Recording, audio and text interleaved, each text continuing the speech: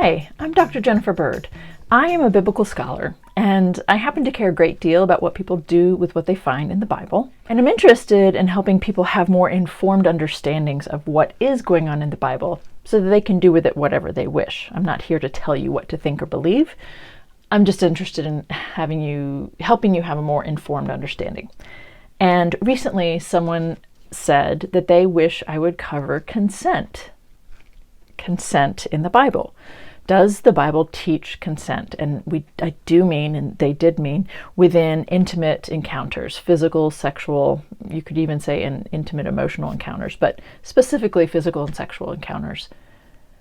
We have conversations happening today where we're trying to teach people that consent is an essential part of sexual intimacy and of healthy and respectable sexual encounters. And so when I saw that request, I almost couldn't decide if I should laugh or cry, because the Bible does not teach consent. In fact, it's more like, which book of the Bible would you like me to turn to? And we'll talk about it. Unfortunately, the book teaches that men get to take women, that men get to have sex with women.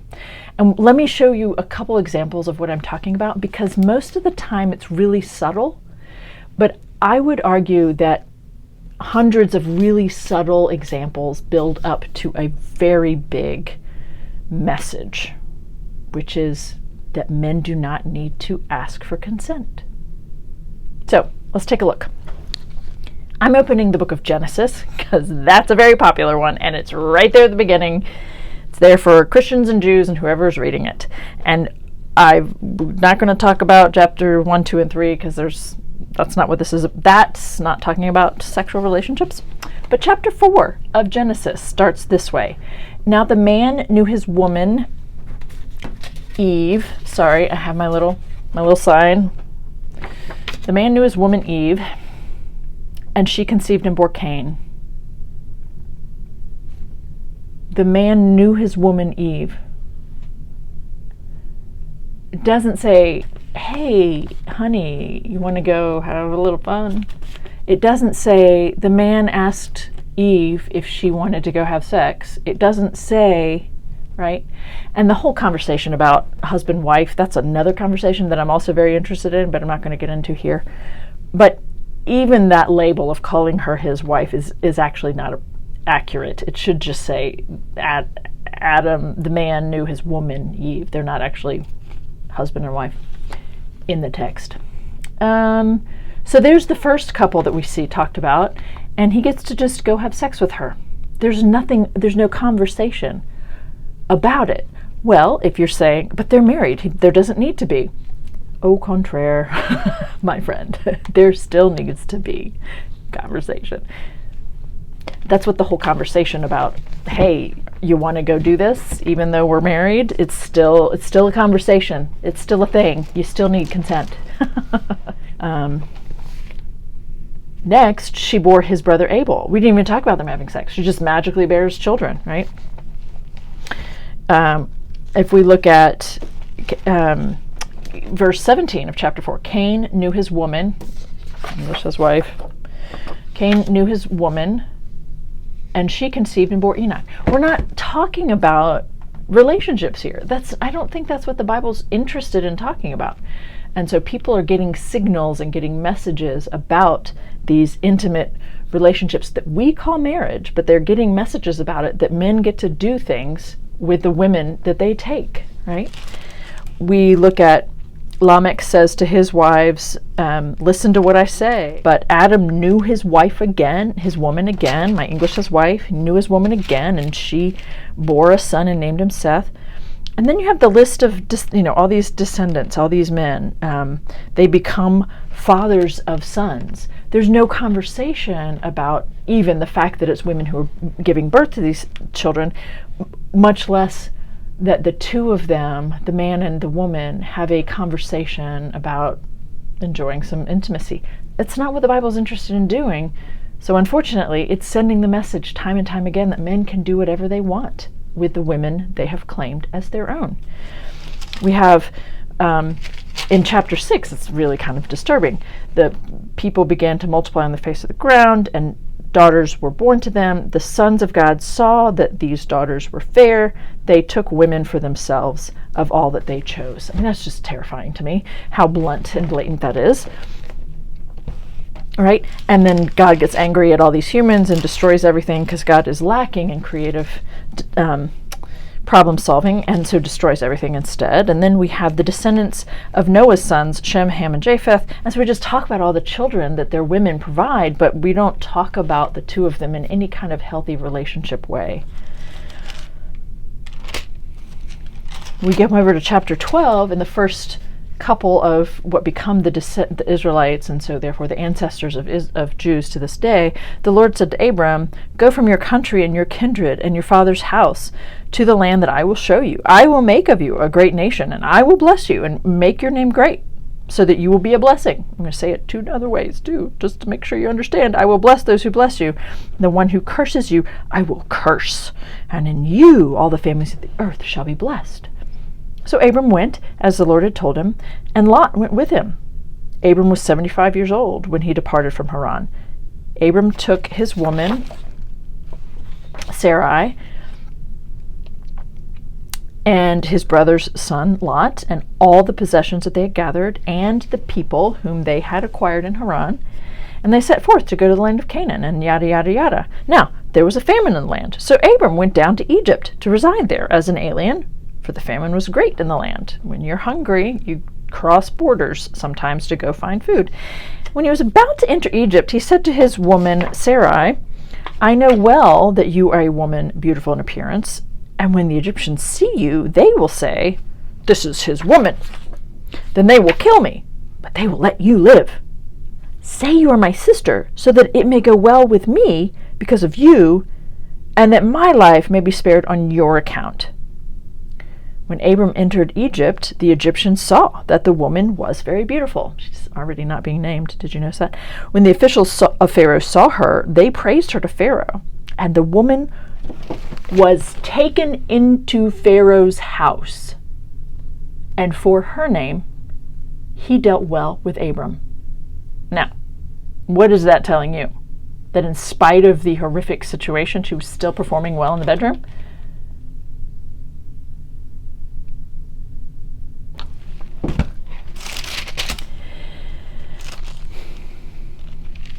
Chapter 16. Now Sarai, Abram's woman, bore him no children. She had an Egyptian enslaved woman whose name was Hagar.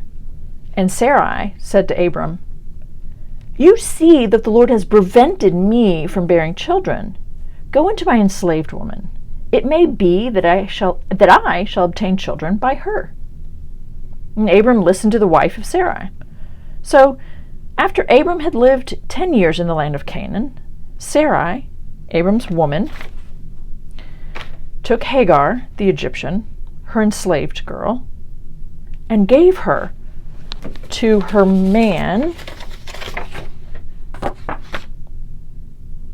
Abram, as a woman.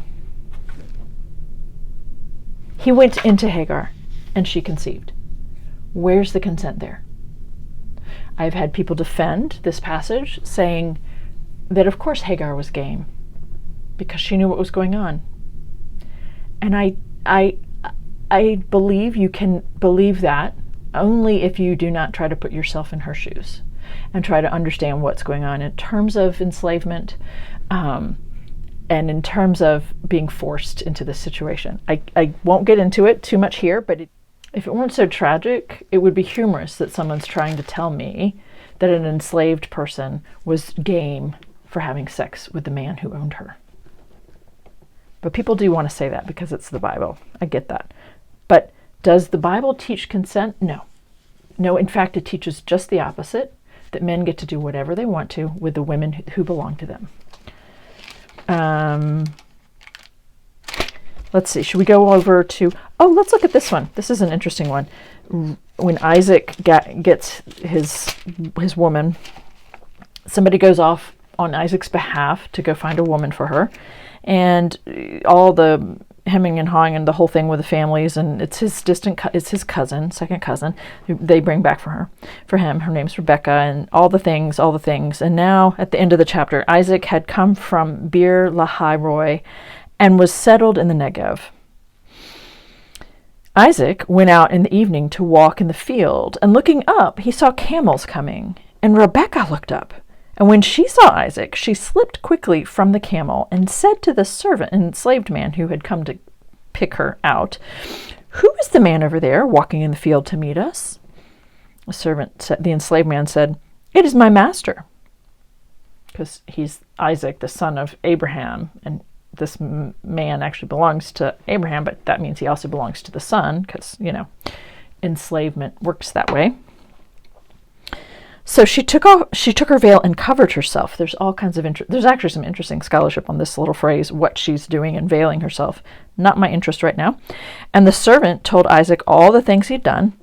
Then Isaac brought her to his mother Sarah's tent, and he took Rebekah, and she became his woman. And he loved her, so Isaac was comforted after his mother's death. There's nothing that is Rebecca game. It seems like it, because she in the story, because what are her options? But he sees her, takes her into his mom's tent, and they have sex, and now she's his. Like, there's no conversation. There's nothing that indicates any kind of consensual interaction here. Rebecca had no choice, and she seems to go along with it politely. But that's not the same thing as asking about consent. Is it? You tell me. Oh, next chapter. Abraham took another woman whose name was Keturah. She bore him multiple children. Men take women in the Hebrew Bible. We could look at some of the prophets where God is yelling at the people of Israel or of Judah for worshiping other gods. And God is using the paradigm of a marriage to yell at them and to tell them to get back into worshiping only him. But even there, the narrative is all about God having chosen this people to be his special people, and they better be grateful. There's even in that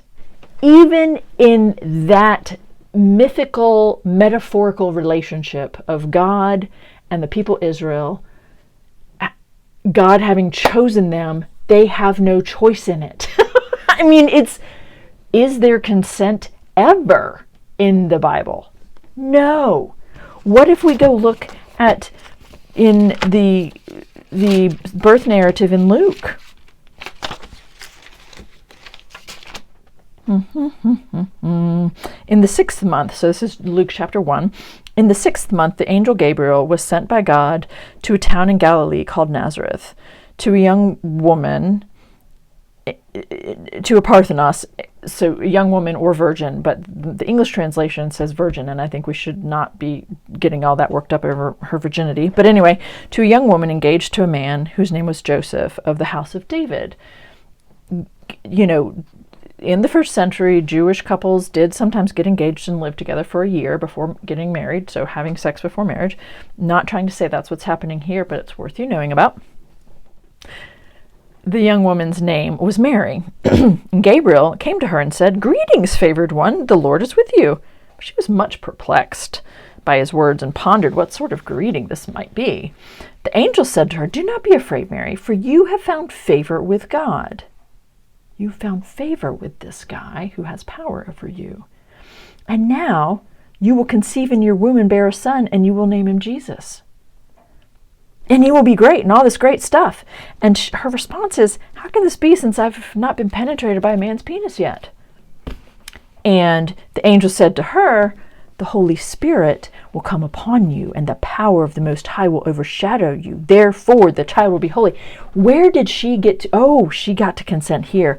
"Here am I, the servant of the Lord, and let it be with me according to your word. Except, let me ask you, have you ever been told that a person with a great deal of power over you has found you favorable? And then they proceed to tell you They want to get to know you, or they want something from you, or Have you ever been in that position? Because let me tell you, if you have, this sounds creepy as bleep. Bleep! This is not consent. This is someone telling a young woman that she has to go along with this plan, and so she decides to go along with it. That is the opposite of consent. That is coercion. And there are people who read this part of the story and who have been violently mistreated. And that this passage brings up, memories of that. It resonates, it triggers that memory. This is not consent, folks. Who in any of these stories, what woman gets to consent to what's happening here?